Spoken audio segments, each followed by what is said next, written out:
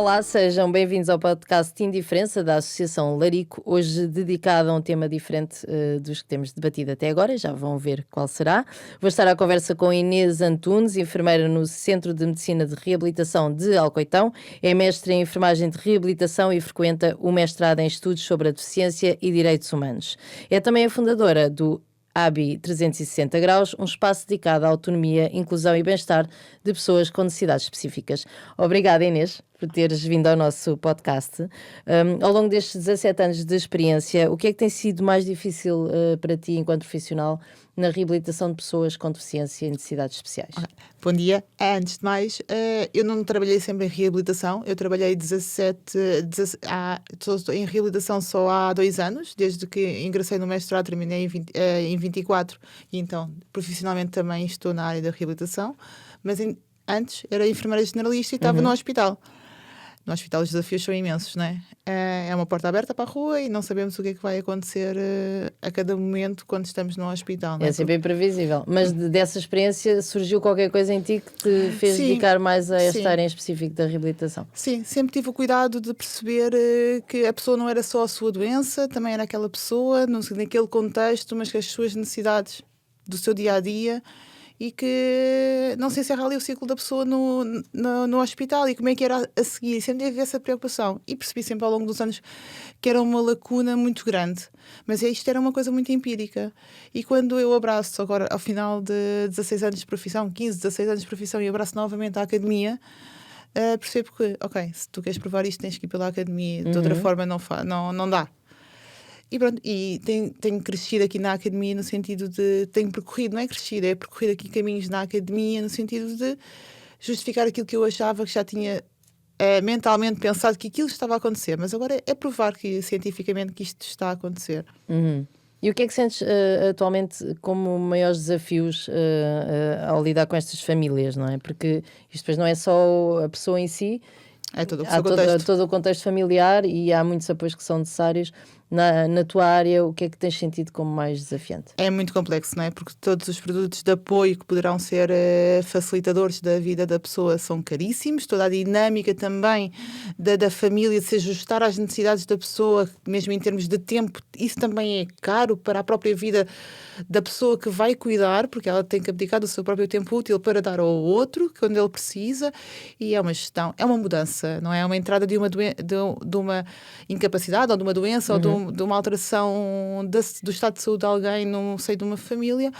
É uma reestruturação dessa família e é muito complexo a todos os níveis. E no dia a dia, tu agora estás no Centro de Medicina de Reabilitação de Alcoitão, e depois agora neste teu projeto que também fundaste e que abriste uma loja muito recentemente, quais são os aspectos práticos do dia a dia? Eu sei que são muitos, mas o que é que uma pessoa pode esperar de ti enquanto profissional e também deste projeto? Em Alcoitão, o que acontece é, muitas vezes, trabalhamos em rede, e quando trabalhamos em rede, às vezes, as zonas cinzentas, onde é que eu paro, onde é que é depois a intervenção do outro profissional, às vezes complica, pode criar aqui algumas dinâmicas que podem até deixar confuso a pessoa, porque eu digo, eu tenho uma opinião, depois o outro terapeuta tem outra opinião, o médico tem outra opinião, e muito que trabalhamos em equipa multidisciplinar, muitas pessoas a trabalhar para... acaba às vezes por haver algumas zonas aqui cinzentas. Porque há muitas pessoas que falam disso, de estarem um bocadinho perdidas no sistema e de não haver aqui uma rede onde elas se sintam mais apoiadas e que haja uma linguagem partilhada, é isso? Exatamente. Há acessibilidade na linguagem, não é? Há acessibilidade na comunicação, e isto falha muito. Não é só a falta de acessibilidade física do espaço público, que muitas vezes deixa estas pessoas reféns em casa e presas em casa. É também a acessibilidade atitudinal, a comunicacional, toda uma sociedade preparada. E muitas vezes, clinicamente, há muito a linguagem clínica, que às vezes as pessoas não percebem nada, mas o senhor doutor está a dizer aquilo e eu não posso... E eu acho que tem que sempre haver gestores de casos das situações das pessoas. Pode ser um enfermeiro, pode ser um fisioterapeuta, pode ser um psicólogo, pode ser uma assistente social, seja o que for. Tem a ver com a necessidade daquela pessoa e aquela que tem maior impacto na vida da pessoa. E que é muito variável, porque depois cada caso é um caso e Sim, as dinâmicas e as sim. próprias necessidades são muito diferentes. São muito diferentes, sim. Há pessoas que só podem ter necessidades, a necessidade nas atividades instrumentais de vida, que são, ela sabe fazer tudo com ela própria, autocuidar-se, mas depois não sabe ir à sociedade e conseguir se organizar, porque tem uma neurodivergência ou uma situação psiquiátrica, o que seja, e que não consegue organizar-se na sociedade. Então aí não precisa, talvez não precisa de um enfermeiro, ou se calhar precisa de outro tipo de acompanhamento, pode ser um psicólogo, até pode ser uma pessoa sem uma formação académica, mas que tenha uma empatia e uma vontade para lidar com aquela situação e ajudar. E eu percebo que é isto que nós temos que criar na sociedade, são dinâmicas que respondam às necessidades das pessoas, seja ele o contexto que for.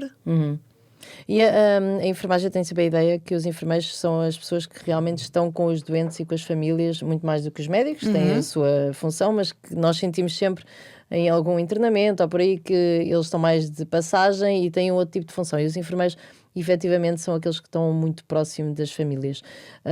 Consideras que isso também te traz outra vontade de fazer diferente e daí estar sempre a apostar em novos estudos e em tentar melhorar os direitos humanos destas pessoas? Sim, assim, sim, exatamente isso. Nós estamos muito próximos, nós vivemos o sofrimento da pessoa, não é? Nas 24 horas, nos 7 dias da semana, nos 365 dias por ano, e somos nós que estamos lá na cabeceira, não é?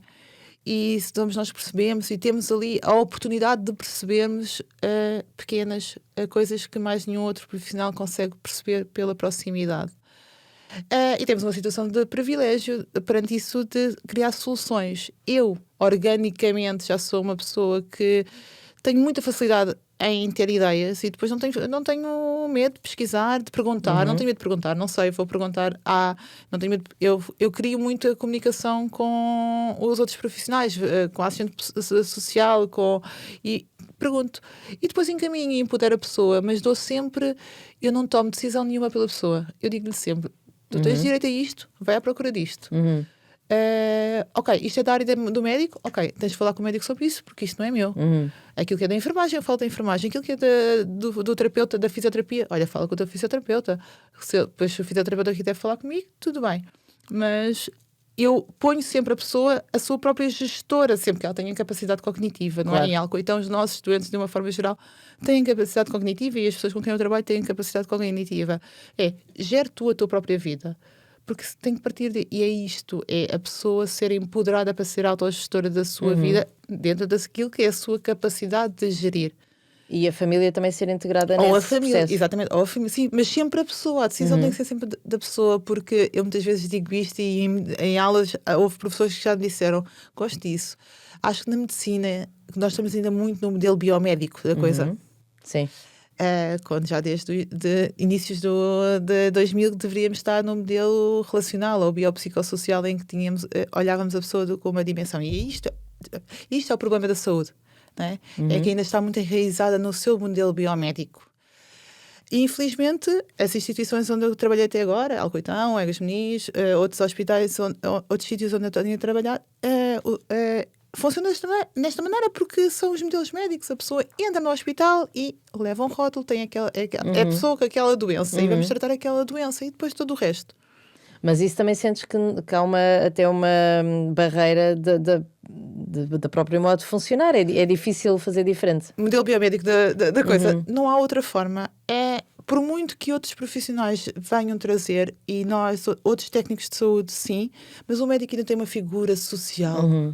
É Deus na Terra, né? Sim, é aquela coisa do senhor doutor é que sabe, sim, não vou questionar. Exato. Agora eu acho que as pessoas já vão questionando mais também, não é? Mas ainda muito pouco. Mas é aquela figura quase que mete algum respeito e medo, se Sim, calhar. medo. Porque a minha saúde, aquilo que eu tenho mais frágil, ou a minha doença está nas mãos daquela pessoa. E se ele não gostar de mim, ele pode me prejudicar mais do que o que eu estou pelo meu estado de saúde. E isto acho que é uma das barreiras. A nova era da medicina também vem mudar. Hoje em dia também é muito diferente. A proximidade que eu tinha há 17 anos com o médico, hoje é diferente do que eu tenho com os novos médicos, porque são escolas diferentes, ainda bem. Estamos socialmente em transformação. Mas ainda estamos muito no modelo médico. E isto é o grave problema, é o modelo médico de abordagem. sem dúvida. E como é que surge então aqui este projeto do Hábito 360 graus? É bastante transversal e até original, segundo o que Sim. me contaste, mas para quem não conhece e que esteja a assistir ou a ouvir este podcast, como é que apresentavas este projeto? Como é que eu apresento? Este projeto nasce de um anterior projeto, que era a Medicação Cuidar da Saúde, que surge em 2018, quando eu, em 2018, tenho aqui.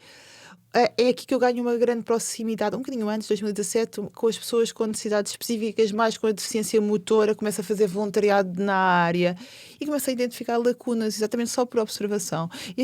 Esta minha capacidade de observação e identificar problemas de necessidades, sempre foi uma coisa que foi incutido pela minha formação base de enfermagem em geral, né, da licenciatura, porque nós funcionamos em plano de cuidados, não é? Identificamos problemas, definimos objetivos e traçamos um rol de atividades para chegarmos àquele objetivo. Mas isto é o meu funcionamento, é assim. Quando estou a trabalhar, fora disso, não. Eu sou aquela pessoa, não dá. Sim. E pronto, e fui percebendo. E socialmente, e depois com este emergir na academia e perceber como é que funciona. O sistema funciona fragmentado. Não há rede. Não há rede em lado nenhum. Não há rede no Estado. Não há rede nas políticas sociais. As políticas sociais não articulam com as políticas de saúde. Não articulam com as políticas de turismo, por exemplo. E agora o meu estudo é turismo, saúde e social. E o que é que eu posso fazer aqui para... É porque depois é transversal a todas as áreas e em todas as dinâmicas da vida das pessoas, não é? Sim. E como é que na prática funciona há agora uma loja, não é? Em Sim. Lisboa, em Campolide. Sim, exatamente, em Campolide. E que serviço é que prestam? O que é que eu quero? O que é que eu quero fazer lá? Quero fazer consultoria à pessoa que precisa de organizar. No fundo, é uma gestão de caso da pessoa que tem uma necessidade específica dentro daquilo que é a minha área, que é a saúde. Mas não quer dizer que eu depois não possa fazer uma ponte de contacto com outras profissionais.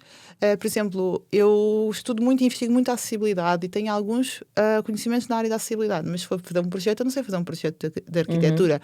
Então, eu tenho uma arquiteta com quem eu sei que sabe muito sobre a arquitetura na área da acessibilidade, contacto e digo, queremos isto. Okay? Porque é uma equipa também, tens uma equipa com pessoas de diversas áreas que podem depois dar resposta a certas necessidades. Tenho uma rede, não tenho uma equipa, tenho uma rede, né? Nós neste momento estamos a expandir e tenho uma rede. E vou tocando, ainda hoje falei com uma amiga que ela é solicitadora e por acaso agora tem um amigo que teve um acidente e ficou paraplégico e ela está preocupada com a situação e eu disse, então vamos tentar ver socialmente como é que podemos aconselhá-lo para que ele vá colhendo aquilo que existe na sociedade para resposta à sua situação. E ela, ok, e ela assim, Inês, eu depois posso trabalhar contigo? E eu, claro que sim, pois podemos trabalhar nos outros aspectos que as pessoas irão apresentar. Se for na área médica, eu poderei sugerir e encaminhar a pessoa para o médico, mas sempre a ser a pessoa a dar o passo.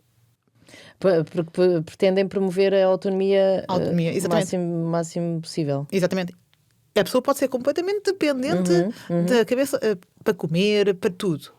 Mas tem que ter decisão. Mas tem que ter decisão. Se ela quiser usar uma camisola às bolinhas com umas calças aos quadrados, eu não vou interferir nisso. Certo. Posso dizer, não acho que fique maravilhosamente bem, mas é uma opção tua. Mas é uma escolha. Exato. Todos temos liberdade para escolher. Se bem que nestes casos, muitas vezes, as limitações da própria sociedade também acabam por interferir. E nós, profissionais de saúde, de uma forma transversal, e eu já fui essa profissional de saúde, sem dúvida, nós... Quando estamos dentro da instituição, nós é que mandamos. E nós temos muito de uma forma geral, disto. É quase uma ação paternalista? Eu diria que era mais uma rotina. Rotinas. A rotina da instituição é assim, okay. Então eu tenho que fazer assim. Eu tenho que deitar esta hora, porque normalmente as pessoas deitam-se a esta hora. E há poucas exceções, e as exceções que se abrem são muito pensadas, porque senão não conseguimos organizar com... Há um enfermeiro para 30, às vezes existe isto. Pois, sim. E nós basta irmos visitar alguém ao hospital para ver que muitas vezes os enfermeiros andam ali tentarem multiplicar-se. Exato. E cada vez mais. Neste projeto, eu sei que também acompanha jovens à faculdade, por exemplo, para terem acesso ao ensino superior. Também não é um serviço que esteja assim tão... Quer dizer, neste caso vocês prestam esse serviço. Não sei se é acessível. É a Não faculdade será paga. acessível. O meu contrato é com a própria faculdade. A faculdade percebeu que existiam estudantes com necessidades específicas dentro do seu recinto que tinham, e depois a lei, o 54 de 2018, o ensino inclusivo, dá uma obrigatoriedade, não é, de dar resposta aos jovens com necessidades específicas. E cada instituição é autónoma na forma como responde. A faculdade, a Nova de uma maneira, aqui da Carcavelos, outra, a Católica de Lisboa de outra forma, o ISCTE de outra. Cada faculdade criou o seu mecanismo. E lá perceberam que tinham, como o edifício não é acessível, tinham que ter pessoas para aqui colmatar a falta de acessibilidade e apoiar os estudantes. Estamos a falar de que faculdade em específico? Na Nova de Lisboa. Ok. E lá, pronto, e estamos lá e apoiamos os estudantes, assistimos os estudantes segundo a sua decisão naquilo que eles não conseguem fazer pela sua incapacidade, seja ela Portanto, não sensorial. havendo este serviço, se calhar estas pessoas não chegavam à faculdade. Não, e desde 2018 até agora, e não tenho dados, e comecei já a gerar dados por isso. O que é que eu vejo? Um crescente aumento de número de estudantes lá, não é uma coisa exponencial, mas existe mais estudantes do que existia em 2018.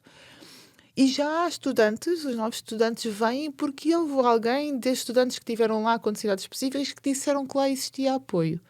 Mas, infelizmente, também percebo que há muitos estudantes com necessidades específicas que não pedem apoio pelo preconceito da sociedade. Eu estava a pensar se não conheciam este Alguns também podem não conhecer, que às vezes a divulgação também não é mais a exposição de depois contactarem com outros colegas que não têm. Sim, e aquelas, por exemplo, as deficiências social. invisíveis. Eu hoje apanho muitos jovens lá na faculdade e eu agora estou um bocadinho lá há mais tempo e apanho lá muitos jovens com fragilidades psiquiátricas.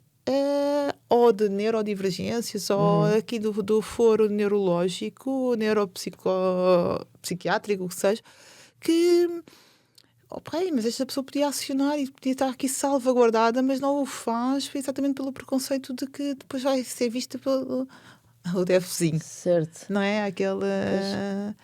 E pronto, estamos em 2025 e ainda continuamos a desprezar as pessoas, os direitos das pessoas com deficiência. E há o capacitismo, que hoje em dia fala-se muito, e há muita gente a falar do que é o capacitismo e a descrição, e não vamos aqui falar Mas aqui temos de falar de adultos, não é? Agora estou a ouvir-te falar, já tive aqui convidados que falam da parte escolar e dos desafios nas crianças nas escolas, mas aqui já estamos... Ou seja, já estamos a falar de pessoas que deveriam acolher e normalizar estas situações. Não se vê ainda muito. Há um percurso ainda de sensibilização muito grande ainda a caminharmos na sociedade. Eu acho que já demos o tempo suficiente para a sociedade se ajustar àquilo que são as necessidades das pessoas com necessidades específicas, com deficiência, sejam elas a nomenclatura que utilizarmos. Mas a sociedade não o fez. E se a sociedade não o fez em 18 anos... Eu acho que já temos o timing suficiente para dizer assim, ok, então a partir de agora vamos numa ação mais punitiva, já sensibilizámos, não deu resultado, vamos punir, vamos fiscalizar. E é aqui que falhamos. Não fiscalizamos. Não fiscalizamos. As portas abrem ao público e as portas abrem sem serem acessíveis. Ninguém vai lá fiscalizar se é acessível, se tem isto, se tem aquilo. Mas se tu não cumprires qualquer coisa, depois vem uma multazinha em casa. Mas irem lá a ver se realmente como é que está a acontecer o atendimento ao público, não existe, não é? Não há fiscalização nessa parte. E por isso é que as medidas de intervenção, as leis estão muito bem construídas. O 54 de 2018, o decreto-lei é incrível, está muito bem escrito, mas depois e a aplicação dele? Não há. E eu, por acaso, esta semana tive acesso a uns dados que foram apresentados na área da deficiência, em que se dizia que até aumentou o número de pessoas que chegam ao ensino superior, mas depois os dados não são assim tão positivos no que respeita a manter o curso ou até a terminar o ensino superior. As dificuldades são muitas. Por exemplo, tenho lá duas estudantes, alunas com cegas, E às vezes o material de apoio e a forma como as coisas são apresentadas pedagogicamente às alunas é complexo e nem todos os leitores de Braille conseguem. Ainda há muitas limitações também nos produtos de apoio, fazer as leituras de todos os documentos, às vezes há PDFs que não permitem e pronto, e temos de estar sempre aqui numa tentativa. E eu já percebi que nós podemos ter essa resposta, porque às vezes são PDFs que nós passamos para o Word, tiramos, alinhamos e eles depois já conseguem ler a seguir. E está resolvido. Às vezes não é preciso assim um investimento tão grande para fazer a diferença. Não, são pequenas coisas. São muito pequenas coisas que fazem toda a diferença. E as pessoas acham que às vezes tem que ser megalómano. Não. Relativamente aos materiais de apoio, vocês também nesta tua loja, neste projeto, é uma loja, não é? Sim, é uma loja física, chamar de loja, projeto. Vais ter também essa acessibilidade. Vocês depois têm alguma parceria, alguma forma de receber prescrições do SNS? Porque depois quem está a ouvir pode achar é um projeto ótimo, mas se calhar eu não vou conseguir ter acesso. Sim, nós temos a nossa vertente privada e que será feito um orçamento de acordo com aquilo que são as necessidades da pessoa, mas depois também, se a pessoa não tem capacidade financeira de comportar a reabilitação e tudo o que é inerente à reabilitação, seja produtos de apoio, sejam obras em casa para a promoção da acessibilidade, seja o que for, então nós vamos acionar os mecanismos que existem no Estado. Vamos propor àquela pessoa, de acordo com aquilo que é a sua avaliação financeira, vamos propor os mecanismos que existem no Estado, alertando desde logo que o Estado é um bocadinho moroso na sua resposta. Mas, e hoje com aquela minha amiga solicitadora, era uma das coisas que eu quero trabalhar com ela. Vamos também aprender a reclamar pelo Estado. Ainda agora, quando estacionei, reclamei com a senhora da EML porque havia 3 opções de pagamento: dinheiro, multibanco e MBWay. E eu tentava MBWay ou multibanco. Nunca funciona. MBWay, já tentei também. ou multibanco e não dava. Ok, e depois vi um letreiro a dizer que a Câmara estava a oferecer umas horas de parquímetro grátis. Eu vim, tive sorte, voltei ao carro e estava lá a senhora. E a senhora disse: não, mas está a moeda, está a funcionar. Pois, okay. Mas a pessoa pode não ter moedas. E eu disse: ok, mas eu não tenho moedas e agora como é que eu vou? A questão é que eu estava a tentar e achei que não tinha que pagar. Mas então se não está disponível aquela opção, riscamos, não é? Certo, se aquilo é um display, claro. riscamos. Pronto, mas a senhora não estava a compreender. E é isto. E eu vou acontecer daqui, eu vou mandar um mail aqui à EML, aqui na EML, aqui em Cascais qualquer coisa Cascais. Vou mandar e vou-lhes dizer que isto está errado. E nós temos uma política de não reclamar. E enquanto sociedade não vamos evoluir enquanto nós não reclamarmos aquilo que são os nossos direitos. Às vezes o que acontece e que me têm dito nesta área da deficiência é que já são tantos problemas e as pessoas têm tanto com que lidar que é mais uma coisa para se aborrecerem e para trazer ruído à vida destas pessoas. Chegámos nós para podermos exatamente caminhar pelas partes desse caminho serem feitas por nós, mas depois as partes de decisão serem feitas pela pessoa, mas partes mais burocráticas, mais chatas, sermos nós a fazer. E depois damos à pessoa para ela fazer a sua tomada de decisão autonomamente, porque é aí mesmo isso, é a autonomia, a dignidade. Porque eu não tenho que ser posicionada daquela maneira porque aquela pessoa pediu. Uma das minhas melhores amigas é tetraplégica.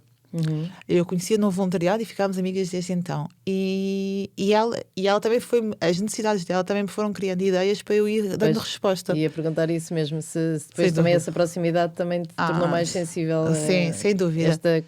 Acaba por ser uma missão também. Sim, claramente é uma missão de vida. Eu vim aqui, se calhar, a este mundo a ajudar a sociedade a receber as pessoas com deficiência de uma forma diferente.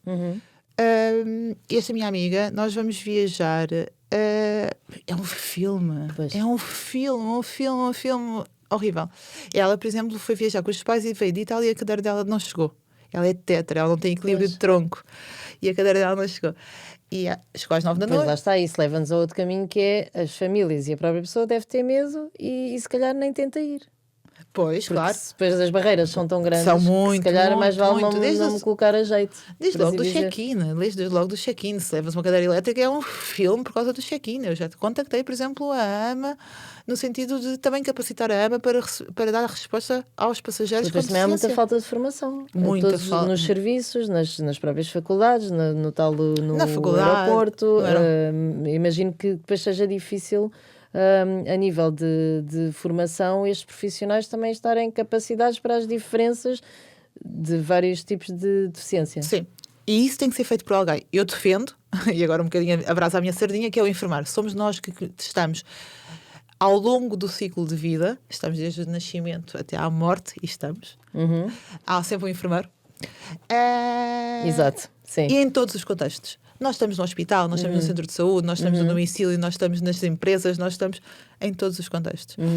E temos a oportunidade de conhecer uma diversidade da incapacidade, da deficiência, das necessidades específicas. E quando eu falo de necessidades específicas, porquê? E podes, né, a pergunta, porquê não pessoa com deficiência e sim pessoa com necessidades específicas? Porque eu aí ponho também os idosos, ponho as grávidas, ponho as mulheres ou as pessoas que transportam carrinhos de crianças. Todos nós temos necessidades específicas em algum momento da nossa vida. Exatamente. E aí eu abro e abandonamos.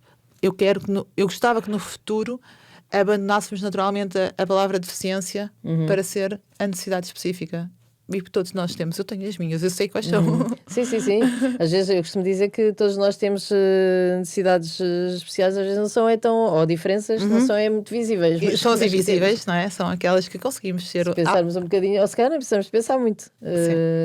Mas claro que depois os desafios para estas pessoas, se nós sentimos que às vezes temos barreiras e estamos com menos, temos mais autonomia, temos menos questões, portanto é fácil imaginar e colocarmos no calçado das outras pessoas e perceber que para estas famílias é muito, também é um bocado disso da questão da empatia, não é? Sim, é penoso, é duro. Eu era estudante de enfermagem primeiro ano e familiarmente tive uma situação muito complexa. Eu tive um tio que acabou por falecer numa situação oncológica e nós andámos perdidíssimos enquanto família. O meu tio soube da sua doença e não quis contar à família. E tem esse direito. E isso foi uma revolta muito grande. E hoje já passaram 20 anos. A família não aceita que tenha desistido. Mas o médico, um mês e pouco antes dele falecer, ligou à minha tia a informar que o meu tio tinha pouco tempo de vida. E nós, nesse pouco tempo de vida, sabe o que nós fizemos ao meu tio? Invadimos-lo por todo lado. Ele foi a todo lado, foi a médicos em todo lado, fizemos tudo. Até o ponto que ele disse: ou vocês me tiram daqui ou eu fujo. E nós vamos para casa e no dia a seguir ele morreu. E o meu tio não morreu com dignidade. E aquilo, estava no primeiro ano de enfermagem. Aquilo tocou e doeu. Depois perdi o irmão desse meu tio, irmão da minha mãe, também no meu último ano de faculdade. Mas quando nós sabemos da doença do meu tio, eu disse: eu era miúda. E ainda não se falava em paliativos na altura. Havia a consulta da dor, que ainda era um antecessor, não é, dos paliativos. E eu, temos de fazer este caminho. O meu tio teve muito bem há algum tempo, nós conseguimos. Muito pelas medicinas alternativas. E quando chegou a hora de ele degradar e ir-se embora, ele foi de uma forma muito mais digna. E toda a família muito mais preparada para receber a morte dele. Porque já tinha uma experiência anterior. Sim, e a morte pode ser uma coisa bonita de se viver desde que a pessoa aceite que aquele momento vai acontecer naquela fase. E todos nós vamos morrer. E todo este processo também, ainda hoje, por acaso estava a pensar, porque ontem foi uma amiga minha lá ao espaço, à loja, e ela perdeu um irmão numa situação complexa e um pai muito próximos, e estávamos a falar disto, da dureza que é. E eu gerir, e eu ser esta gestora. Olha, eu conheço esta pessoa porque eu conheço muita gente na área da saúde, eu conheço esta pessoa que é boa, vai falar com ele. Depois precisares, então precisas de uma cuidadora, então vamos capacitar essa pessoa. E nós lá capacitamos na loja, fazemos a sua capacitação teórica, depois vamos ao sítio onde a pessoa vai prestar o apoio e vamos capacitá-la também lá para estar. Outra coisa que eu quero fazer, eu quero ajudar a senhora cabeleireira a atender a pessoa com necessidades específicas. A ter uma porta aberta que também receba a pessoa com necessidades. A esteticista. Claro. Todos os serviços. Sim. Que as pessoas têm direito a frequentar sem barreiras. Não quero ser eu a dar. Eu quero capacitar as pessoas que nos contactam para um serviço diferenciado para atender pessoas com necessidades específicas. E é uma parte teórica e depois uma parte prática, não é? Estamos em crescimento. Respostas que já temos é a faculdade. Temos um transporte adaptado. Tenho uma carrinha, tive a preocupação de ser uma carrinha cinzenta, não branca, para me afastar do transporte de doentes não urgentes. Não tenho publicidade, exatamente por isso, porque é um transporte privado, adaptado e que responde às necessidades da pessoa. Por exemplo, tens um familiar que precisa ir a uma consulta, mas tu não tens tempo, não podes. contacta-me, olha Inês, dali para ali e eu preciso de um assistente. E eu levo um assistente. E pode ser um enfermeiro se a pessoa não tiver capacidade de explicar o que se passa, ou pode ser um Certo. assistente pessoal. Também há essa questão, que muitas vezes estas pessoas não têm quem as acompanhe e depois E não vão. também ou não vão, ou então se têm alguma capacidade de entender o que lhes está a ser comunicado, podem não conseguir decifrar a mensagem, não é? Portanto, é sempre bom ter uma pessoa formada para isso. Exatamente. Podemos ir com alguém da área da saúde, um enfermeiro, eu, não é? Ou podemos ir com um assistente pessoal, que fica mais barato para a pessoa e a pessoa faz esse serviço. Voltando aqui à minha amiga, que eu acho que não terminei, da ok, Ana. sim. As viagens. Nós, as viagens é um filme, depois também é um filme quando queremos fazer alguma coisa, tem que ser tudo muito programado. Queremos Pois. viajar de comboio neste país, temos que marcar com X tempo de antecedência. E todas estas coisas, nós também facilitarmos. É, no fundo, do contactar agências, de viagens, para além dos apoios clássicos que existem, mas porque esses apoios clássicos já existem. Acabam por, ou seja, a ideia também é salvaguardar algumas lacunas e outros tipos de serviços que as que a pessoas não sociedade, tenham sim, mesmo de todo acesso. nem conhecem, não é? Nem conhecem. Em relação aos materiais de apoio, normalmente há um grande tempo de espera, não é? Porque já tivemos aqui uma assistente social, assim, entrevistada, em que nos falava muito disso, não é? Que às vezes a assistente social tem que intervir, porque quer dizer, às vezes as pessoas nem sequer São têm anos. aquele tempo São anos. para receber esse apoio. Há alguma forma de depois... Temos alguns depois- mecanismos, temos alguns, podemos ir ao provedor de justiça e ir ao provedor e fazer queixa do próprio Estado, e depois é chatear, não é? E não é chatear com caminhos facilitados e com ascensores sociais. Eu não sou nada apologista disso. Temos que chatear pelos mecanismos que toda a gente tem acesso.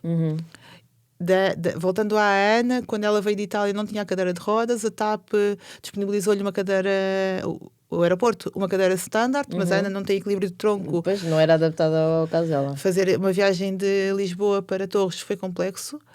Eu, a partir daí, mails com a TAP. Ao final do mês, eu posso dizer que a Ana tinha o dinheiro de uma cadeira nova na conta dela pronto, com Mas a ainda fatura. assim teve um mês com uma solução Teve que arranjar não solução era indicada. Sim, teve que arranjar a solução dentro da solução que era das soluções das cadeiras dela. Mas Mas na verdade, conseguiram. e estamos a falar de 7.000 euros, não foram e 700 euros, foram 7.000 euros. E acho que é um bocadinho por aqui, porque se nós reclamarmos, se as pessoas com deficiência, cada vez que chegar uma cadeira, não tiverem em bom estado, reclamarmos, se eles tiverem que pagar aos 7, 8, há cadeiras de 40.000 euros, há cadeiras de todos os preços e mais alguns, vai-lhes cair nos bolsos. E quando cair nos bolsos, as pessoas vão dizer assim: ok, calma, eu tenho que me adaptar. Porque de outra forma não há. Pois, e se for por aí e surgir a mudança, está tudo certo. Não As deveria pessoas têm ser. é que insistir, pois, Não lá está, deveria. porque depois é à base de muito esforço também pessoal e de uma série de chatices. E de sofrimento, não é? E de sofrimento para a pessoa em causa. Nós estamos já a terminar este episódio, mas gostava de perguntar como é que imaginas a inclusão no futuro, a verdadeira inclusão, que é sempre uma coisa que nos parece uma utopia. Eu digo, ultimamente tenho dito, e ainda ontem falávamos sobre isso, estou um bocadinho cansada da palavra inclusão. Houve-se inclusão em todo o lado. Tivemos aqui um episódio em que vamos ter o Ricardo, que é um rapaz cego, em que diz que lhe faz um bocadinho de comoção a questão. Vai ser um próximo episódio a ser transmitido. Fizemos um episódio ao vivo, mas vai ser o último episódio a ser transmitido esta temporada. E ele dizia precisamente isso, que a inclusão lhe faz que enquanto falarmos de inclusão significa que É um problema. que está a prevalecer, não é? E ele falava também de outra expressão que eu agora não me lembro, mas ele dizia precisamente isso. Mas estás cansada dessa expressão porque? Estou cansada porque acho que tudo muito bonito, é inclusivo. E depois vamos lá. Ok, é inclusivo para quem? Pois. E se vier aqui uma pessoa desta forma, como é que é? E que se vier uma pessoa daquela forma, como é que é? Outro dia fui ao dentista e o slogan era: a medicina dentária para todos. E eu levava uma pessoa em cadeira de rodas. Para além de ter sido a ter que fazer as transferências, não é que o senhor, um dos senhores que trabalhava no dentista, estacionou o seu carrinho no passeio rebaixado onde a pessoa com deficiência passa. Então, que slogan que ali ficou? Já não vou falar lá dentro, eu estou a falar de cá fora dos próprios profissionais, quando não há este cuidado. E sabia que estava lá uma pessoa em cadeira de rodas. Pronto. O que é que eu acho que... eu não gosto de inclusão, gosto de participação. E vamos participar todos. Como é que nós podemos nos pôr todos a participar, seja independentemente das minhas características ou das tuas, todos juntos. E quando fazemos eventos e quando planeamos algo que envolve mais do que o nosso seio familiar, então vamos ter que pensar na divergência. Eu, nos anos da minha filha, e acho que acabando com os anos da minha filha, acho que é bonito. A Maria fez 6 anos. Os astros reuniram-se e fizemos uma festa incrível nos bombeiros voluntários de Campo Torique, em que nós doamos. Os anos da Maria são sempre associados a causas sociais. E doámos coisas aos bombeiros e eu contratei um catering e uns insufláveis e aquelas coisinhas para o aniversário. E pedi à senhora dos insufláveis que queria uma casinha onde os meninos pudessem ir para lá e se regularem. E ela achou a ideia gira, mas nunca pensou naquilo. Mas era uma resposta que ela já tinha. Então eu influenciei aquela pessoa que faz sentido nós adaptarmos também os nossos serviços a todas as crianças. Há crianças neurodivergentes. Eu não havia nenhuma com deficiência, mas havia uma neurodivergente. Então eu pensei, ok, eu tenho que criar há alguma resposta para esta criança. Eu não sei a solução para todas as situações, mas vou procurar. Temos tanta coisa, né? Um telemóvel, pesquisas Sim, hoje em dia é muito mais fácil. Então vamos procurar todos e consultar. E não acharmos que somos detentores de uma sabedoria e de um saber. Não sei, eu sei um bocadinho dentro da deficiência, conheço muita gente e sei quem sabe. Então é só ir lá quando precisar. E estabelecer redes. Eu acho que redes, apoio. Ninguém sabe tudo. E é isto que eu quero fazer, criar redes para que as pessoas tenham mais apoio e chegue uma resposta mais digna. Obrigada. Obrigada, eu. Foi muito inspirador. Obrigada. Foi mais um episódio do podcast Indiferença. Está disponível em formato vídeo no YouTube e nas plataformas habituais de podcasts. Este podcast tem o apoio da Câmara Municipal de Cascais e é gravado nos estúdios da Criativa.